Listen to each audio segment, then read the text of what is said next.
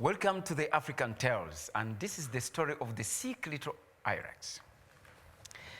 Now the day was dawning with strong winds that whirled and howled. So strong were they that they even blew away birds and monkeys perched up atop the branches of big, strong trees. Now in Shimwa's bedroom, the little Hyrax was tucked in bed and sound asleep. He never got to feel the soft tick of leaves from a tree that had blown right through his open window. The leaves brushed against his little nose. They even rubbed against his little toes. But Shimwa's sweet dream had completely captured him. In it, he laughed and played with his friends from school. And suddenly, a loud blast of thunder broke. With a panicked jolt, he sat on his bed and rubbed his beady little eyes. He then looked outside to see the dullest looking day. Why is it not sunny? Shimwa wondered. But before he could carry on thinking, the whiff of deliciously baked banana bread entered his room and tickled and teased his nose.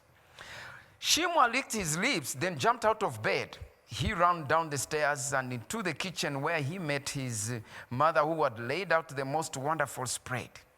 Shimwa, today I would like you to stay indoors and study instead, said his mother. What?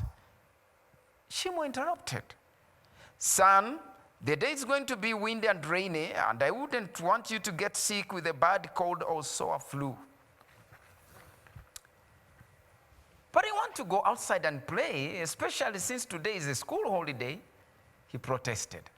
But Shimwa's mother refused. She knew the jungle was always a dangerous place to be when it started raining. Shimwa sulked, hoping it would make her change her mind, but Shimwa's mother continued doing her house duties. Shimwa went back up to his bedroom and sat on his bed. I don't get it.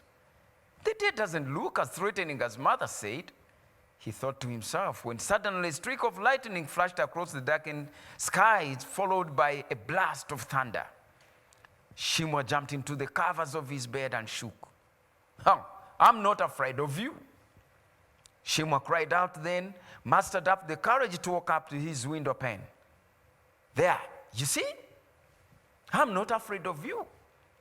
Another bolt of lightning and thunder broke, but this time Shimwa stood there filled with courage. See? He smiled, then feeling brave, put his little paws into the bent tree in his bedroom, then climbed down into the jungle. Today, I'll prove to the world that I'm not afraid of the wind or the rain. He said it. Just at that moment, heavy drops of rain began to fall.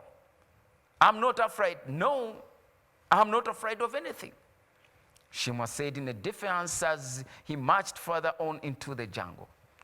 It powered heavily on Shimwa, and even though he was weak, he was still determined to prove his courage. Finally, he arrived at the riverbanks and felt very proud of himself for making it there. Now, until something happened. The river seemed to swell right before his very eyes. Shimwa watched in amazement, and before he knew it, the river was by his feet and growing larger in size. Achoo! He sneezed, then looked at the river and said, River, I'm not afraid of you. But just then, a big-toothed crocodile jumped out of the water and began to swim towards him. Shimwa cried out as he ran as fast as he could. Behind him, the river and the menacing crocodile were fast approaching. Now back home, Shimwa's mother sat down to relax from her hard chores when she heard Shimwa crying out for help. She immediately went to his room to see he was missing. Help! Help me! Somebody help me! Shimwa cried out.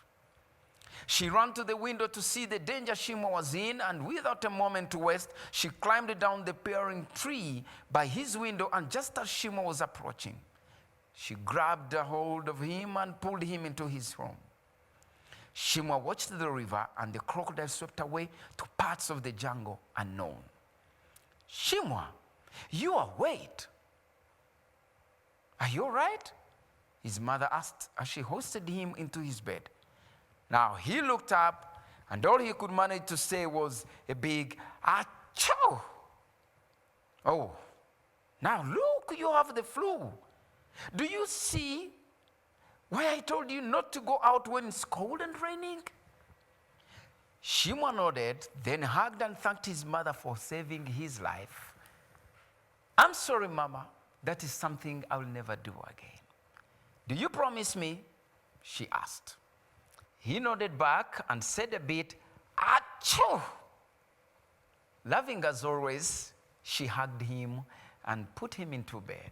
And that is the end of the story of the sick little Hyrax.